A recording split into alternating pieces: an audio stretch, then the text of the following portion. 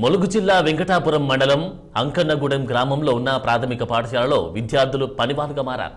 పుస్తకాల్లోని పాఠ్యాంశం చదువుకోవాల్సిన విద్యార్థులు అంకన్నగూడెం గ్రామంలోని పాఠశాలలో చీపుర్లతో చెత్తను ఊడుస్తున్నారు. వెంకటాపురం ఏజెన్సీలో గిరిజన విద్యార్థులు అంటే ఉపాధ్యాయులకు చిన్న చూపే అన్నట్లుగా వ్యవహరిస్తున్నారు. వెంకటాపురం మండలంలోని పాఠశాలలో కొందరు ఉపాధ్యాయులు అయితే సమయపాలన పాటించరు. మరికొందరు ఉపాధ్యాయులు అయితే విద్యార్థులను పనిషులుగా చేస్తున్నారు. వెంకటాపురం ఏజెన్సీలో విధుల పట్ల నిర్లక్ష్యం వహిస్తున్న ఉపాధ్యాయులపై కఠిన చర్యలు తీసుకోవాలని ఏజెన్సీ గ్రామాల్లోని ములుగు జిల్లా ప్రజలు కలెక్టర్ని కోరారు.